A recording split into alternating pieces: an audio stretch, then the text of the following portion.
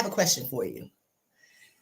Do you feel like you're always going through something? Do you feel like you're always suffering? And it's interesting because I talked to someone earlier this week, and she was huffing and puffing about how much she started suffering after the election. I said, oh no, I talked to you last year. You were crazy then too. So let's be clear. The election did not create suffering for you. You were suffering last year, right? Before we even found out Kamala was running, you were on fire last year. So let's talk about what's really going on. And I want to offer a little bit of insight on what I think is going on in the world from a spiritual perspective. Y'all call it how y'all want to see it. But this is what I want to talk about today. So turn your Bible, saints, to Romans 5:3. Bible says, not only so, but we also glory in our sufferings because we know that suffering produces perseverance. Perseverance produces character, and character produces hope. So, if suffering is eventually supposed to make you fight for whatever you want, right? Which is going to create the perseverance. Perseverance creates your character, and character creates hope. If you're just stuck in a cycle of suffering and it has not produced hope, then you're stuck in suffering. And I see a lot of people who are melting and they are going down, down, down. People are dying of preventable medical diseases and, high functioning anxiety, high functioning depression. Y'all already know how I feel about that. But so many people are self-medicating with wine and anti-anxiety meds and, oh, I got ADHD, or, oh, you're just looking for a reason to explain your suffering as opposed to coming up with a solution and understanding why you're suffering. That's what I want to talk about today. I should have warmed y'all up a little bit. Do y'all need me to warm y'all up? Please let me know. Do y'all want me to warm y'all up? Or let's just get into it. All right. My question to you is, and I'm going to use 3 quotes.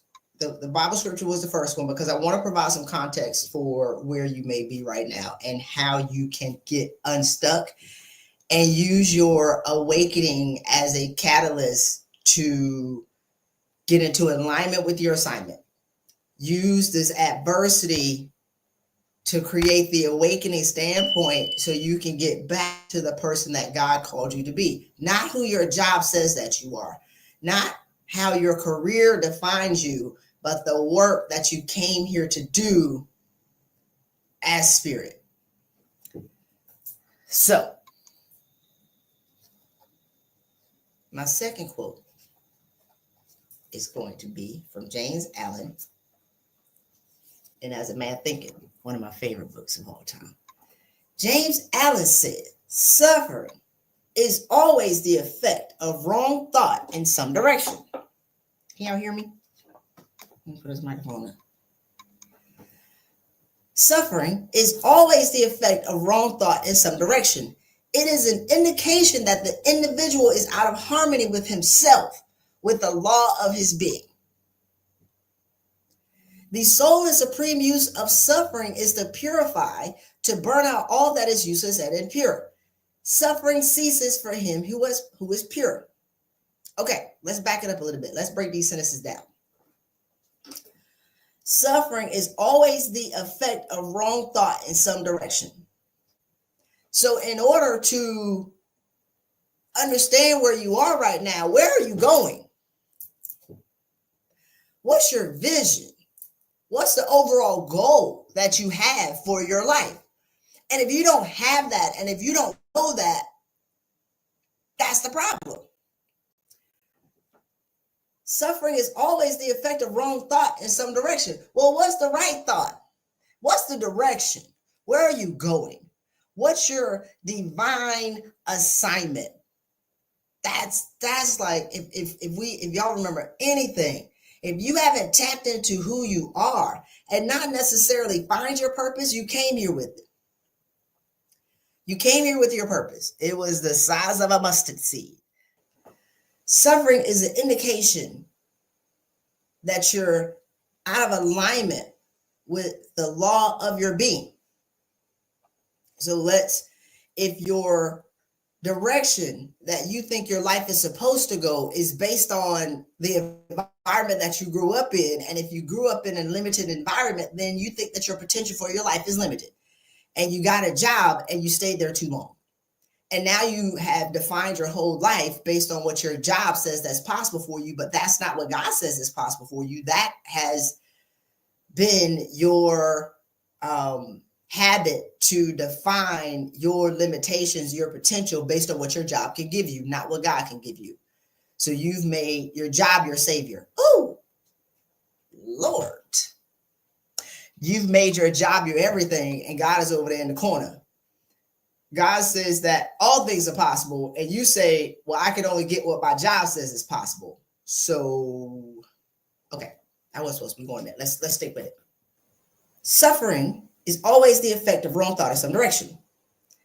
It is an indication that the individual is out of harmony with himself, with the law of his being. What is the law of your being, right? What did you come here to do?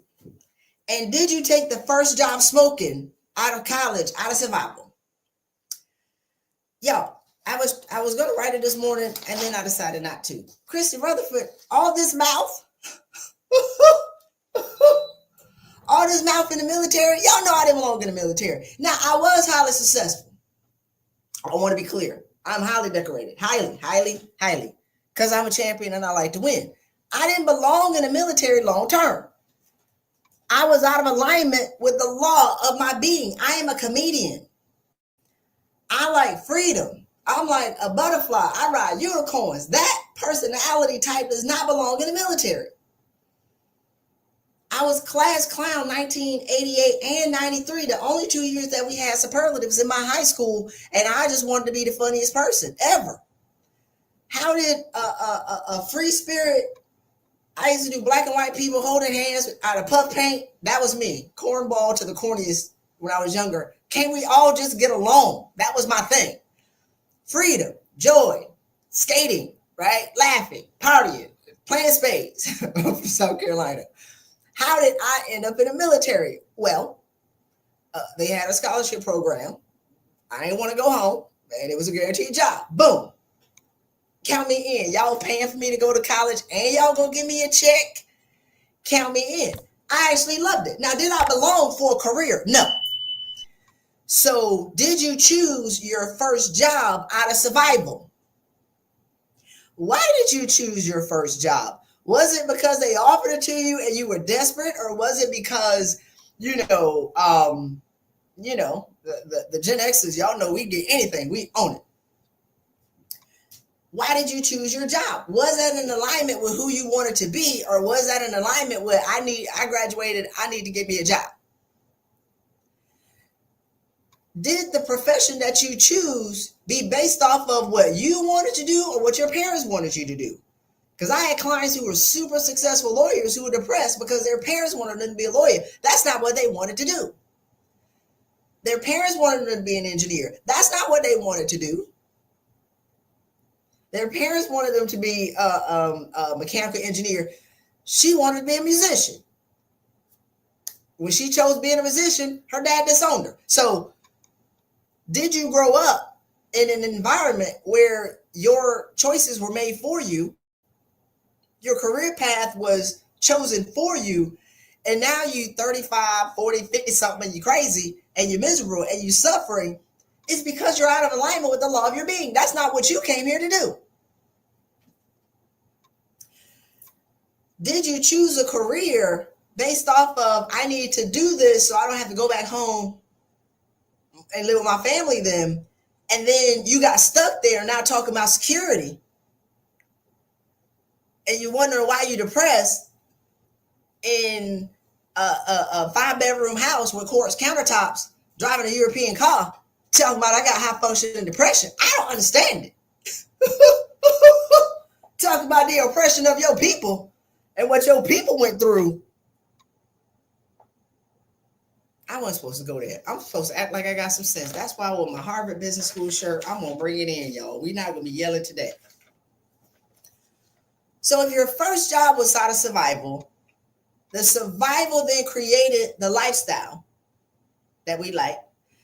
The lifestyle over time created the golden handcuffs that you can't leave now. We can't downgrade. And then the golden handcuffs led to security. And all of that over the past 15 to 25 years has created suffering. I can hang up right now. I'm preaching better than y'all clapping. So is it the current thing that has created your suffering, or have you been suffering the whole time and you're looking for something external to yourself to blame, as opposed to owning that you're out of alignment? How did I learn? I fell apart. I lost everything. And I don't know why I have to keep telling my story, but I can wrap it up in 15, 20 seconds. I stayed in the military. It was awesome. I loved it. I love my job. I ain't like the pettiness, but that don't mean that I didn't suffer greatly. I love what I did. I love mentoring people. I love being a leader. I love what I did, but that didn't mean that my soul didn't suffer. So here I am like a Lent Easter bunny, the gold wrapping on the outside with the red bow. You bite my ears off, wasn't nothing on the inside, because I surrendered the law of my being for success. I surrendered who life made me to be who my career made me. That didn't match. And I knew I was in trouble when I was thinking about going to my high school reunion, and the people I went to high school with would have been talking to my coworkers. They had been talking about two different people. I was no longer who God created. I was who life made me. I was no longer the perfection of what God created in his image. I was the carnage of what was left over. But I wanted my money. Let's be clear. I wanted my check. I was 3.5 years away from retirement, and God drugged me out by my ponytail, because I would have died in a year. I would have died chasing security. I would have died. Like, yo, when these, we got black women dying on stage. Boom. You think they didn't know? They knew. They just didn't know how to stop working and overworking and overexerting. Because it's easy to say what other people should be doing for us. But what you gonna do for yourself? I knew, I was in the emergency room every 2 weeks with flu-like symptoms. It felt like my ears were ringing. I felt like a train went in my ear all day, starting when I woke up in the morning. I felt like somebody had their hands on the side of my head and was like squeezing it every day. I had arthritis, anxiety, high blood pressure, stomach issues, back pain, neck pain, what else? I mean, I had 27 medical conditions. I'm limping. I'm 36. I am going to die. I'm having panic attacks. I'm blacking out in meetings. My boss was yelling in my face. Y'all talking about y'all boss yelling. I black out. I wake up. I thank the Lord I'm still sitting in this chair. Because I done Wu-Tang and smacked him in the back of the head and go, Wu-Tang, woo! I mean, like, it was crazy. Like, I'm going crazy. When I say mentally deteriorating, but was I mentally deteriorating because of him? Or was I mentally deteriorating because my soul couldn't take it anymore? I was out of alignment for 15, 20 years. I couldn't take it no more. I couldn't take me no more. And the problem with y'all want to leave y'all jobs is where you go, you go. Your job is not the problem. Your current set of haters is not the problem. You're the problem. You're out of alignment. You're out of alignment with your assignment. And you're suffering and you're blaming external circumstances. You're blaming your boss. You're blaming your coworkers. You're blaming, whoever, when really it's just you. So what I want y'all to consider, Who are you? Not what you do. Who are you? What do you really like to do? What dreams have you left on the table? Where you at? Like Jennifer has to say, where you at? Do you look in the mirror? Do you even recognize yourself in the mirror anymore? Do you look? I used to look at myself and I can't stand you. I was successful and shiny, and I lived on the golf course and drove a Camaro, and I was partying in Paris and Vegas and Miami, 9 o'clock in the morning, trying to get me a drink, talking about it's 5 o'clock somewhere. How what a terrible existence. What a terrible existence. That wasn't a success because I got Tiffany Crystal Awards and gold-plated cups with my name engraved on them. Let's be clear. I'm highly decorated, okay? Highly awarded. I'm crazy than 2 left shoes. What's the point? What's the point? So I'm going to read another chapter. Y'all, I promise y'all, I was like, I'm going to come on here and I'm going to be calm and I'm going to talk like a teacher. That ain't my personality. I guess I lied to myself. I ain't lied to y'all. I lied to myself. I tried to wear my hair straight for myself. My environment that I live in don't support this. All right, y'all ready? Say I'm ready. If y'all rocking with me. So this is out of my book, Own Your Ish. Ask me, I republished Trauma Default to Own Your Ish. Ask me what my books are. I don't know. So we're gonna read out of this one. The catalyst for awakening. When your level of growth exceeds your level of understanding, you will start to question the meaning of life. You will wonder, is this it? I thought it would feel better than this. Some of y'all got success. But y'all, we done checked all the boxes. we done ran through all the things they say we couldn't get. We done collected all the ribbons. We might not have got them ribbons in the sack race in the 5th grade, but we got them ribbons at work, baby. Do you hear me? All of them. And you get there, you be like this, man, this can't be it. My life sucked.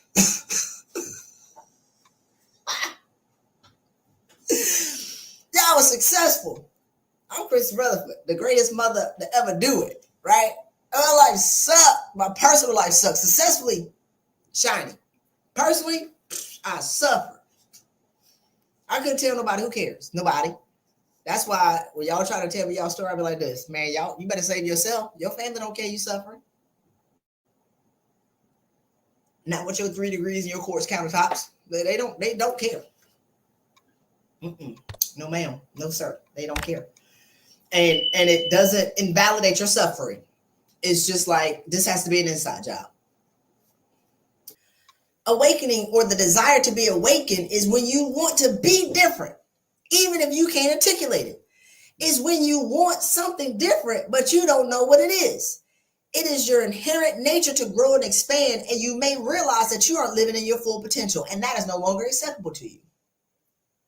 You finally admit that you're miserable with all that you worked hard for and obtained. You feel there is someone calling you. Ooh, wee. Or there's an energy pulling you. You may receive visions or have dreams about a greater life. Even if you don't know what should happen or what your life should feel like, you have a deep knowing that it should be different. No matter how successful you are and the car that you drive and the 1,000 kids that you have and the husband and the wife that you got that you thought would make you happy, you be like, there's something missing. When this happens, your inner being wants to be awakened and take precedence in your life again. Many are called, but the chosen a few. Are you listening, and will you answer the call? Now, there is usually some trauma occurrence that drives the initiative for change. Something typically happens to trigger in your mind, and for a lot of y'all, that was 2020, when you got locked in the house with your choices.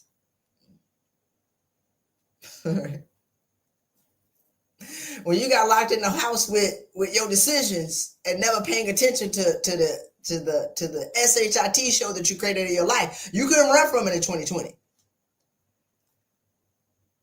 It could be thoughts of suicide, a terminal illness diagnosis, a car accident, or cancer diagnosis. It may be the death of a close friend or a relative.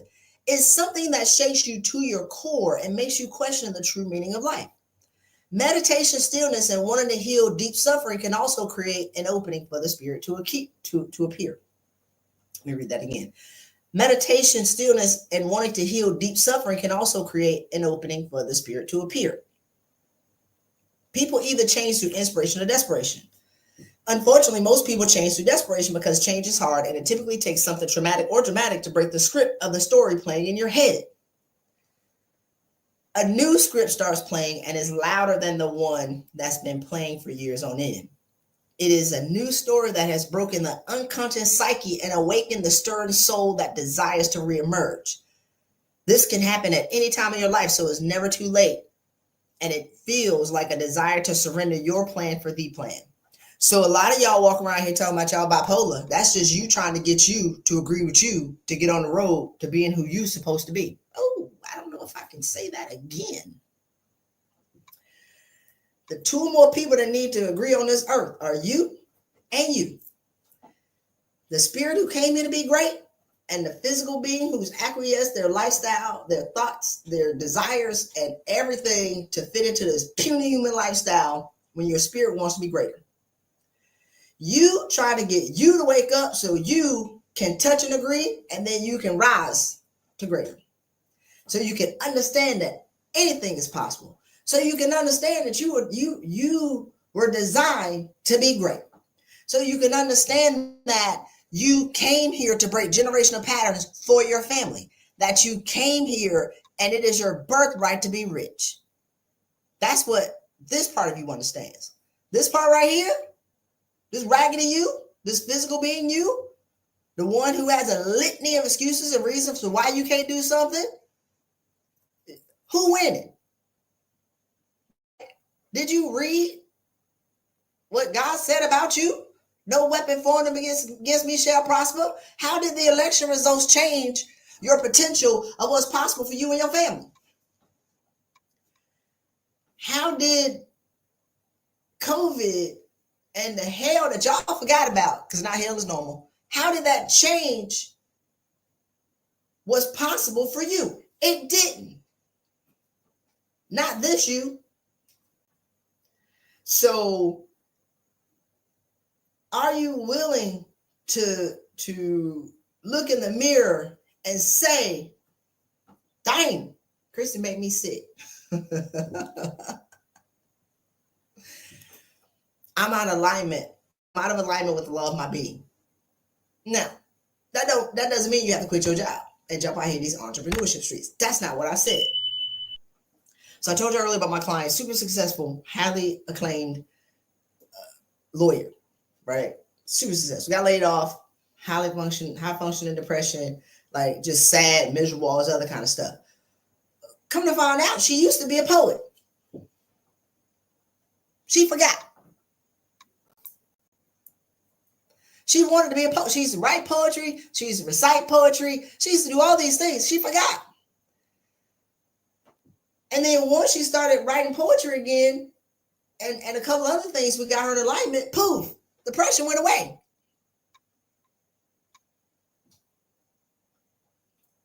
Poof. She could be more present with her son because she's connected with herself. Poof. She got a job with a 40% raise. Poof. That was 2 years ago. This year, she got a $140,000 bonus. So it's like, what did you used to do that you no longer do? And all of us have an artistic expression. I'm a baker. Christy Rutherford bakes. I've been to culinary school twice. Professionally trained French pastry chef. Do you hear me? I love to cook. But when I was busy working 80 hours a week trying to prove people wrong, I ain't had time to cook. All I had time to do was prove people wrong. All I had time to do was work to get another degree or a certification to prove them wrong because they said I didn't belong here. So I'm going to give y'all 3 recommendations.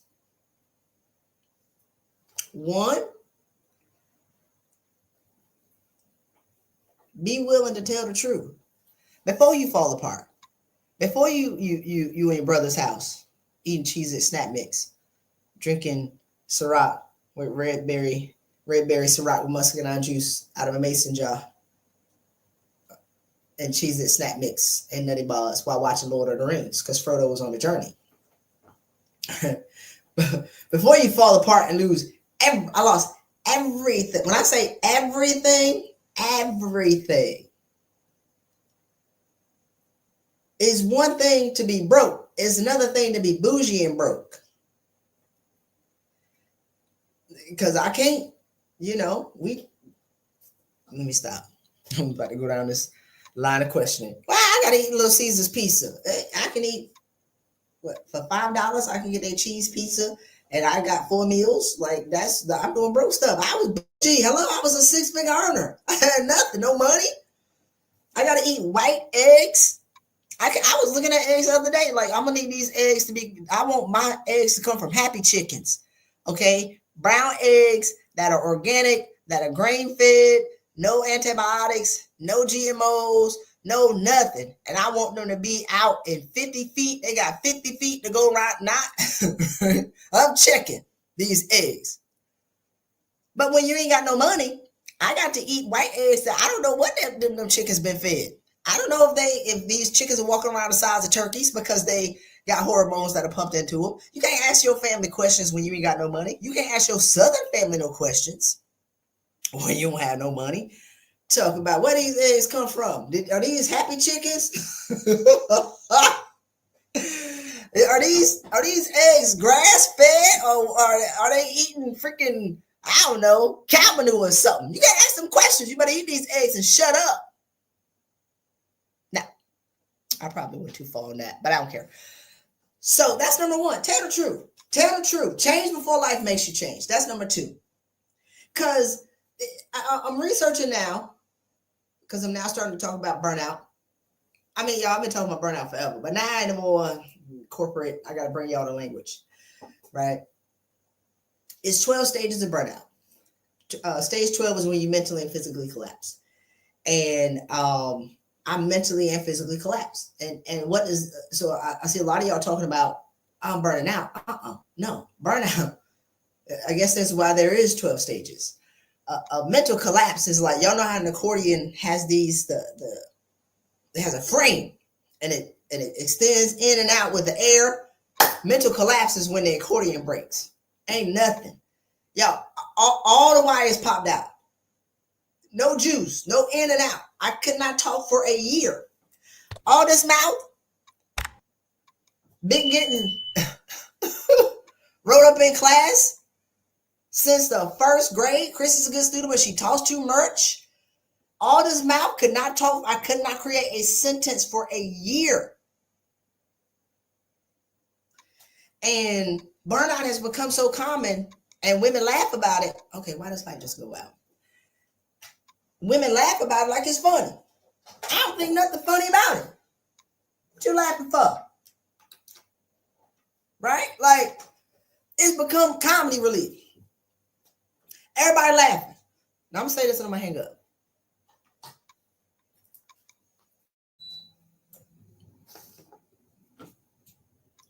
I talked to a woman who says she's a 3-time burnout survivor.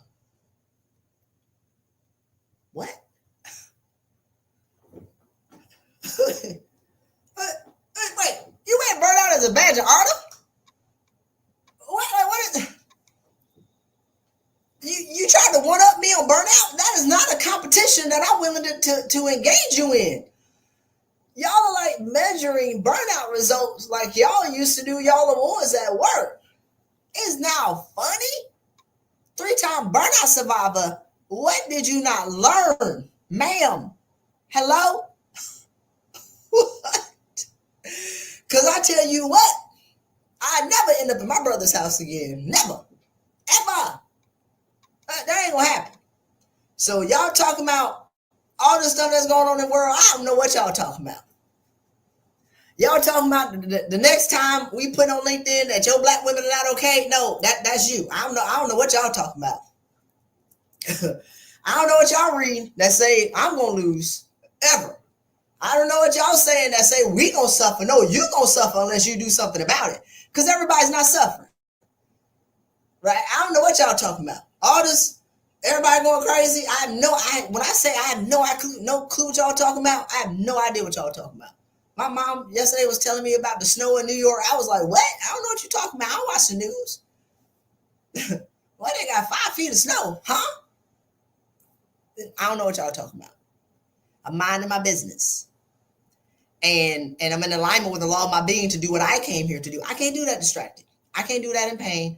And I can't do that worried about what's going on in the world. I worry about what's going on in my house. And I'm not saying that I'm not here to impact the world, because I am.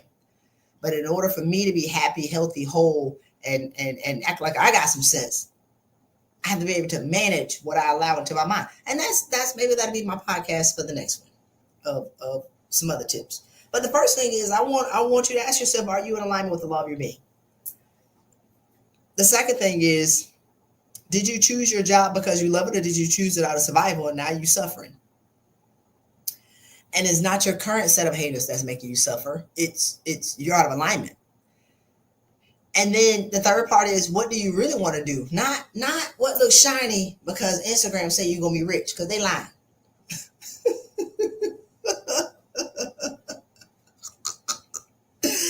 Not what the people on TikTok say you do. You write a book, you make $100,000 in a year, you can quit your job. They lying.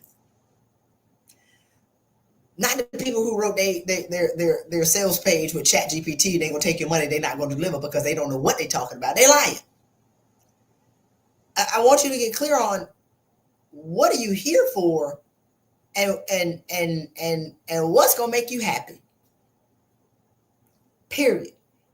What is the artistic expression of yourself, whether it's sewing or writing or journaling or playing an instrument, or if you're on a dance team, or whatever it is, embroidery, knitting, art, I don't know, clay. What is your artistic expression? Get back to that. Give yourself the gift of that for Christmas and start to reconnect with who God created you to be, and not continue to be comfortable being the carnage of what's left of him and her. I have this book coming out next year. Maybe let's talk about the end of the year. Then I'm gonna hang up for real. We publishing 2 books for the end of the year. What you gonna do before the end of the year? What you got? 90 Days to Burnout Recovery. We're gonna launch that in January, and then also the Self-Reliant Leader. 2 books before the end of the year. What you got to do?